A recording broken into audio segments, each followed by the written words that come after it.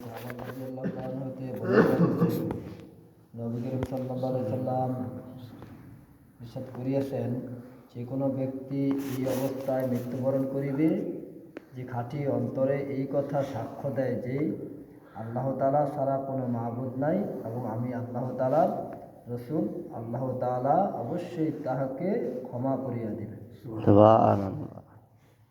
হযরত মুআয ইবনে জাবাল রাদিয়াল্লাহু তাআলা আনহু হইতে বর্ণিত আছে যে নবী করিম সাল্লাল্লাহু আলাইহি সাল্লাম ইরশাদ করিয়াছেন, যে কোনো ব্যক্তি এই অবস্থায় মৃত্যুবরণ করিবে যে খাঁটি অন্তরে এই কথা সাক্ষ্য দেয় যে আল্লাহ তাআলা ছাড়া কোনো মাবুদ নাই এবং আমি আল্লাহ তাআলার রসুল, আল্লাহ তাআলা অবশ্যই তাহাকে ক্ষমা করিয়া দিবেন। হযরত আনাস ইবনে মালিক রাদিয়াল্লাহু তাআলা আনহু হইতে বর্ণিত আছে যে একদিন রাসূলুল্লাহ সাল্লাল্লাহু আলাইহি সাল্লামের শহীদ হযরত মুআয রাদিয়াল্লাহু তাআলা আনহু একই ওটের পিঠে সওয়ার ছিলেন। রাসূলুল্লাহ সাল্লাল্লাহু আলাইহি সাল্লাম বলিলেন, হে মুআয ইবনে জাবাল, তিনি আরজ করিলেন, হে আল্লাহর রসুল, আমি হাজির। রাসূলুল্লাহ সাল্লাল্লাহু আলাইহি সাল্লাম পুনরায় বলিলেন, হে মুআয, তিনি আরজ করিলেন, হে আল্লাহর রসুল, আমি হাজির। তিনবার এমন হইল। অতঃপর রাসূলুল্লাহ সাল্লাল্লাহু আলাইহি সাল্লাম ইরশাদ করিলেন, যে ব্যক্তি খাঁটি মনে সাক্ষ্য দেয় যে আল্লাহ তাআলা ছাড়া কোনো মাবুদ নাই এবং মুহাম্মদ সাল্লাল্লাহু আলাইহি সাল্লাম আল্লাহ তাআলার রসুল, আল্লাহ তাআলা এইরূপ ব্যক্তিকে দোজখের উপর হারাম করিয়া দিয়েছেন। হযরত মুআয রাদিয়াল্লাহু তাআলা আনহু সুসংবাদ শুনিয়া আরজ করিলেন, আমি কি লোকদেরকে ইহার খবর দিব না, যাহাতে তাহারা খুশি হইয়া যায়?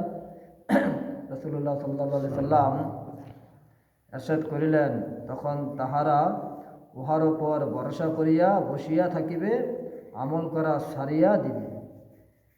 হযরত আনাস রাদিয়াল্লাহু তাআলা আনহু বলেন, হযরত মুআয রাদিয়াল্লাহু তাআলা আনহু এই বয়ে যে হাদিস গোপন করার গুনাহ না হইয়া যায়, জীবনের শেষ মুহূর্তে লোকদের মধ্যে এই হাদিস বর্ণনা করিয়াছেন। বুখারী শরীফ। হযরত আনাস ইবনে মালিক রাদিয়াল্লাহু তাআলা আনহু হইতে বর্ণিত আছে যে একদিন রাসূলুল্লাহ সাল্লাল্লাহু আলাইহি সাল্লামের শহীদ হযরত মুআয রাদিয়াল্লাহু তাআলা আনহু একই ওটের পিঠে সওয়ার ছিলেন। রাসূলুল্লাহ সাল্লাল্লাহু আলাইহি সাল্লাম বলিলেন, হে মুআয ইবনে জাবাল, তিনি আরজ করিলেন, হে আল্লাহর রসুল, আমি হাজির। রাসূলুল্লাহ সাল্লাল্লাহু আলাইহি সাল্লাম পুনরায় বলিলেন, হে মুআয, তিনি আরজ করিলেন, হে আল্লাহর রসুল, আমি হাজির। তিনবার এমন হইল। অতঃপর রাসূলুল্লাহ সাল্লাল্লাহু আলাইহি সাল্লাম ইরশাদ করিলেন, যে ব্যক্তি খাঁটি মনে সাক্ষ্য দেয় যে আল্লাহ তাআলা ছাড়া কোনো মাবুদ নাই এবং মুহাম্মদ সাল্লাল্লাহু আলাইহি সাল্লাম আল্লাহ তাআলার রসুল, আল্লাহ তাআলা এইরূপ ব্যক্তিকে দোজখের উপর হারাম করিয়া দিয়েছেন। হযরত মুআয রাদিয়াল্লাহু তাআলা আনহু এই সংবাদ শুনিয়া আরজ করিলেন, আমি কি লোকদেরকে ইহার খবর দিব না, যাহাতে তাহারা খুশি হইয়া যায়?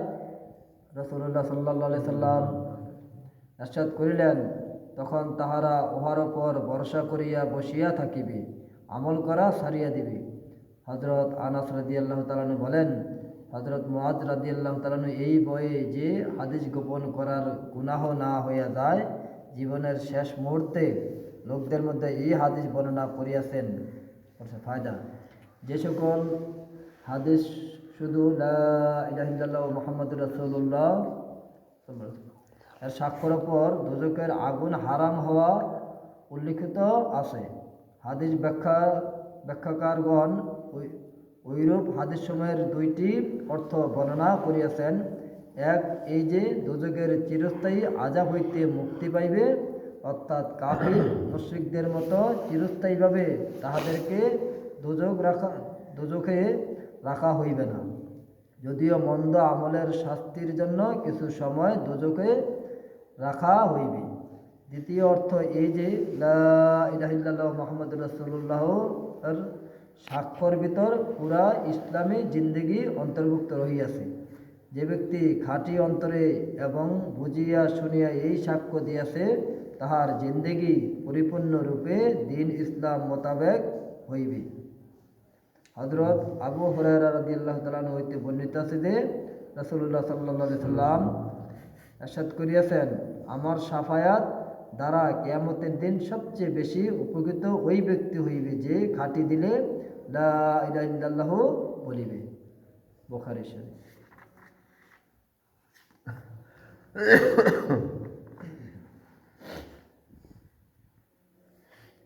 হযরত আব্দুল্লাহ সুনাবিহি রাদিয়াল্লাহু তাআলা আনহু হইতে বর্ণিত আছে যে রাসূলুল্লাহ সাল্লাল্লাহু আলাইহি সাল্লাম ইরশাদ করিয়াছেন, যখন মুমিন বান্দা ওযু করে এবং উহার মধ্যে কুলি করে তখন তাহার মুখের সমস্ত গুনাহ ধৌত হইয়া যায়। সুবহানাল্লাহ। যখন নাক পরিষ্কার করে তখন নাকের সমস্ত গুনাহ ধৌত হইয়া যায়। সুবহানাল্লাহ। যখন চেহারা ধৌত করে তখন চেহারার গুনাহ ধৌত হইয়া যায়। এমনকি চোখের পাপড়ির গোড়া হইতো বাহির হইয়া যায়। যখন উভয় হাত ধৌত করে তখন হাতের গুনাহ ধৌত হইয়া যায়। এমনকি হাতের নখের নিচ হইতো বাহির হইয়া যায়। যখন মাথা মাসহ করে তখন মাথার গুনাহ ধৌত হইয়া যায়। এমনকি কান হইতো বাহির হইয়া যায় এবং যখন পা ধৌত করে তখন পায়ের গুনাহ ধৌত হইয়া যায়। এমনকি পায়ের নখের নিচ হইতে বাহির হইয়া যায়। অতঃপর তাহার মসজিদের দিকে পায়ে হাঁটিয়া যাওয়া এবং নামাজ পড়া তাহার জন্য অতিরিক্ত সওয়াবের কারণ হয়। অপর এক রাওয়াতে আছে, হযরত আমর ইবনে আবাসা সুলামি রাদিয়াল্লাহু তাআলা আনহু বলেন, যদি ওযুর পর দাঁড়াইয়া নামাজ পড়ে এবং উহাতে আল্লাহ তাআলার এইরূপ হামদ ও সানা ও বুজুর্গি বর্ণনা করে যাহা তাহার শানের উপযুক্ত এবং নিজের দিলকে সমস্ত চিন্তা ফিকির হইতে খালি করিয়া আল্লাহ তাআলার দিকে রুজু থাকে, তবে এই ব্যক্তি নামাজ শেষ করিবার পর আপন গুনাহ হইতে এইরূপ পবিত্র হইয়া যায় যেন আজই তাহার মা তাহাকে প্রবেশ করিয়াছেন। প্রসব করিয়াছেন।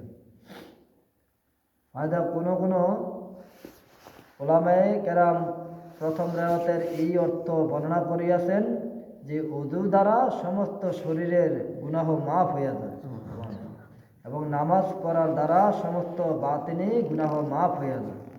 সুবহানাল্লাহ।